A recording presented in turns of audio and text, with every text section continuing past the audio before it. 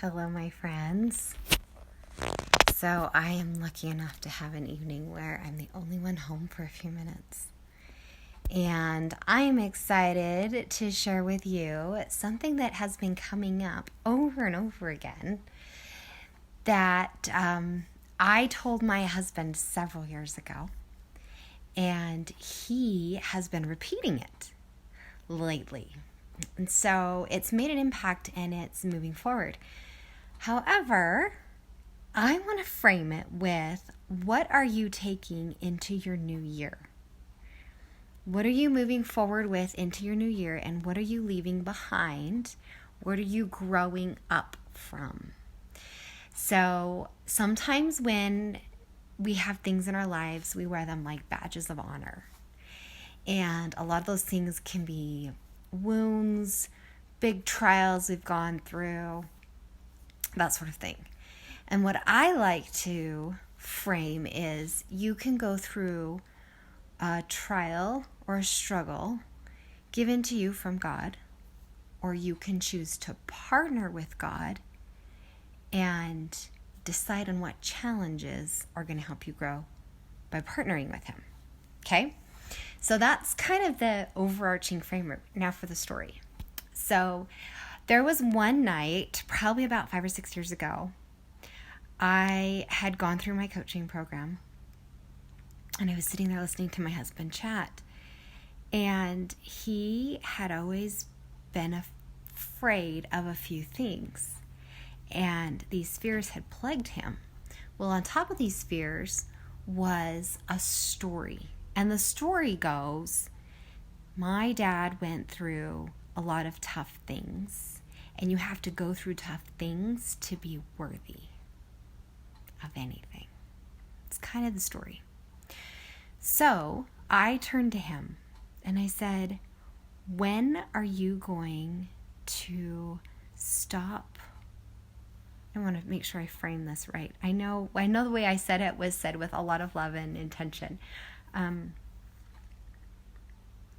are you going to stop wearing your dad's death like it was the toughest thing, and you have to go through something even tougher in order to be worthy? It was framed like that. The exact wording escapes me right now. And he was, what? I was like, yeah. When do you need to stop wearing this story? When are you going to decide that life can be better? That you don't have to go through a bunch of hard trials to keep growing? So that was the time he really made a conscious effort that evening to be done with his story. That he wasn't going to walk around telling people how hard it was to be a teenager and have your dad die, how tough it is, blah, blah, blah. He stopped. A few years after that, I had somebody I knew when I was in business school, and he had died of cancer, this classmate that I did in, that our class went to Europe, and he'd gone with us, and he died of cancer. And there was something where we made sure that his widow and his children got a note written from Steve and said, look, Dad's there. Actually, we sent the letter before he died. And we said, your dad's going to be there for everything. He's going to be there on a daily basis because he doesn't stop being your dad, especially because the family is so young. Kids were so little. And we admonished them to watch for him. So we never got an answer back from this letter. But I did check in a time or two to this widow's blog after her husband had passed. And she would say, the kids came home. They said Dad was at school with them today. And she would mention little things here and there. So he had obviously told them, hey, I am going to be there. I believe in this, and I believe I can.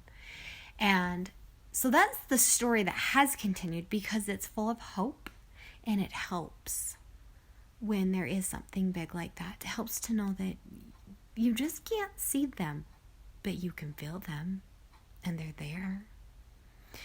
So now I ask you, what is a story that you've carried with you like a badge of honor?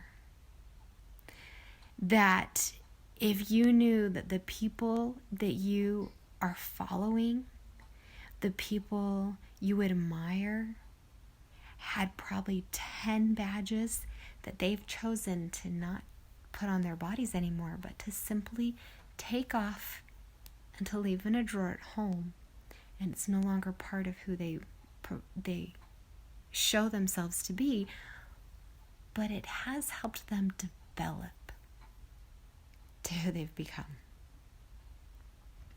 So maybe that's things that you're complaining about. Maybe that's your badge of honor. Maybe it's illness. Did you know that's a badge of honor? And believe me, I know.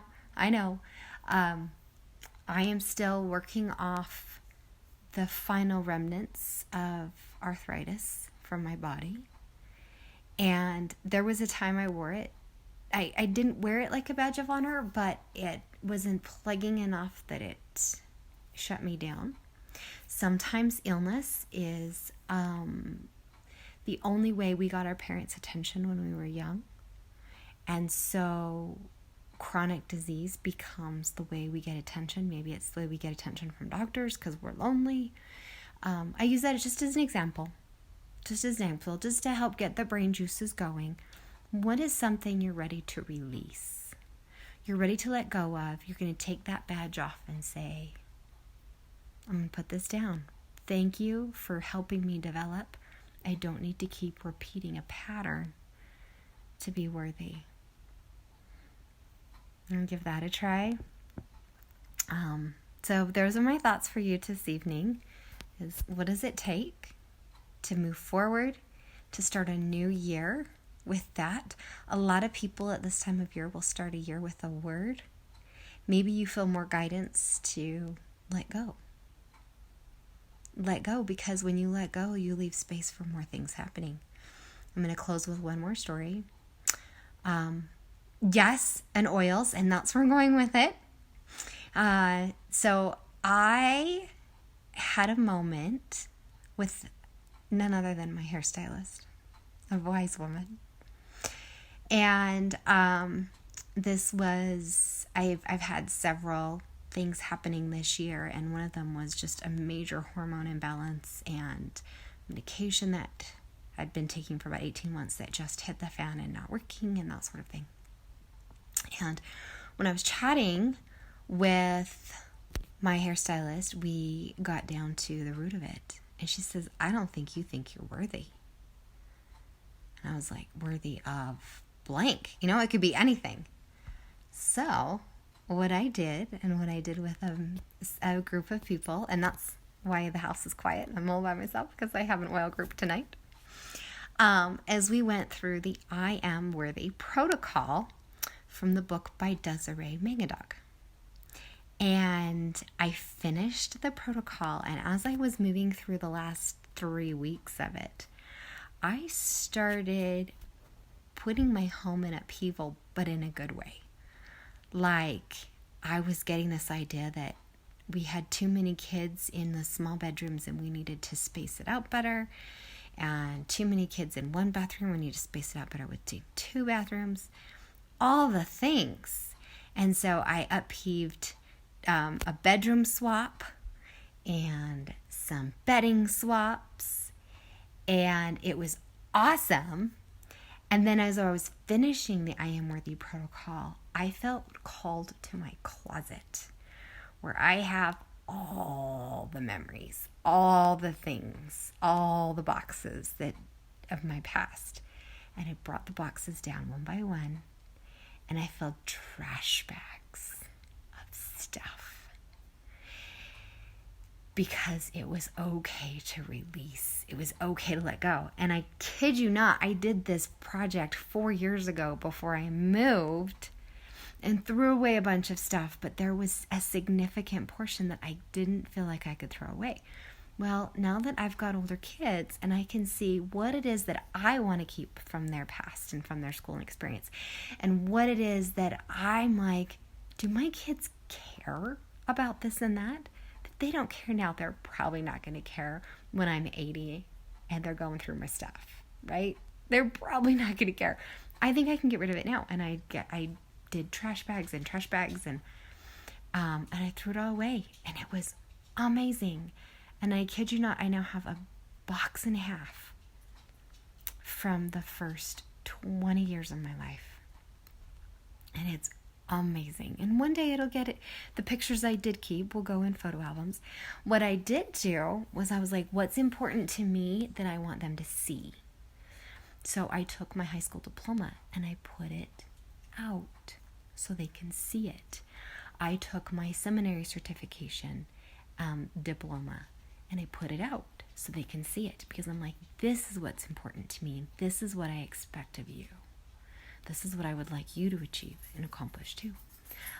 Same thing with my bachelor's degree. Put it out. It's something to display. Something to say, look, this means something to me, and I'm going to put it up on the wall.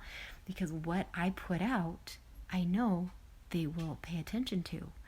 Even subconsciously, they'll pay attention to it. So, when you feel worthy, you can move through crap. Literally.